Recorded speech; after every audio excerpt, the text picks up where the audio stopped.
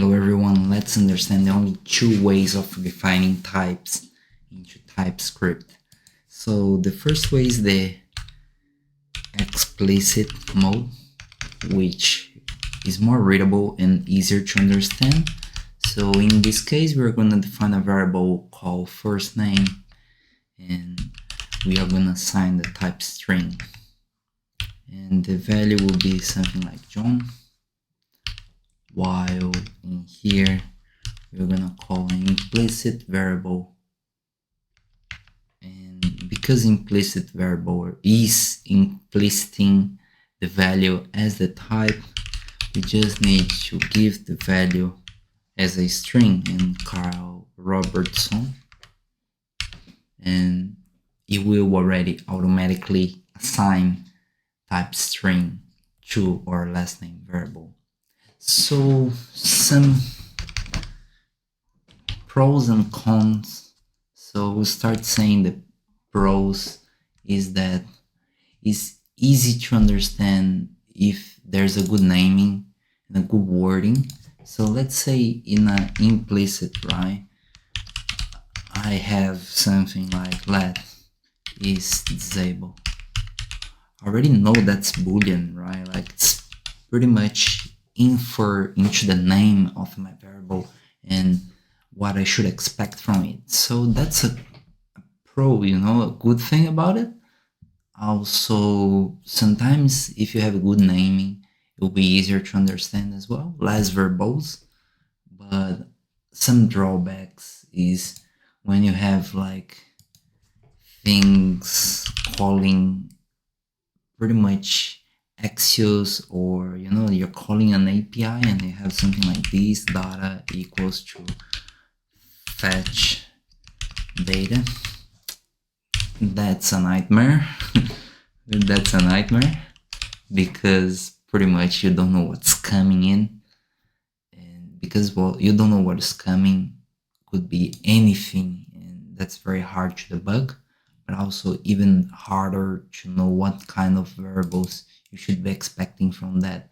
So you always have to do console logs and treat and know what's going on whenever there's issues with it. So that's one drawback. Another drawback, I will put cons. Another drawback as well is sometimes Typescript, it won't be too good to infer types automatically. So if you have like something like items and then you have like an array of 1, 2, and 3, you're gonna see that it will infer like string or number array, which is also not good. It's just a very generic array, you know what I mean? Like it's not a good type definition. So I would say stay away from these conditions. The others, they should be fine, like these and these.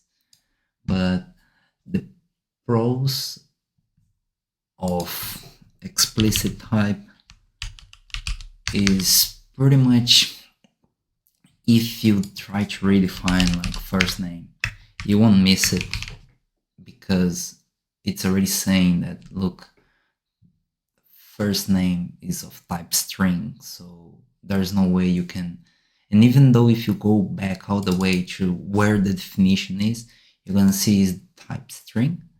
A lot of mistakes I see people doing is that they define any everywhere. So if you do this, then this will become your nightmare because you define any. So this can be anything and now accepts anything like true or false. So don't define any for everything because it's not good. Define interfaces or string, number, and etc., which will Typescript linting will help you to validate that as well. Apart from that, I think another cons, another pros is that it's pretty easy to understand and read, so that's a pro. But some cons is that sometimes it's just get like too verbose. So let's say I have to define the same type like is enable, and I will have to define boolean equals to true. So it just become like two variables and sometimes too many boilerplates for defining codes and functions. So that's a drawback, but at least you turn your code more readable and understandable for other developers. So I tend to go more this way, even though there's cons, there's more variables, there's more hard, like, oh, okay, I had to type more, but at least you prevent a lot of mistakes and silly errors in your code, which wouldn't be caught by just using normal implicit or JavaScript linting.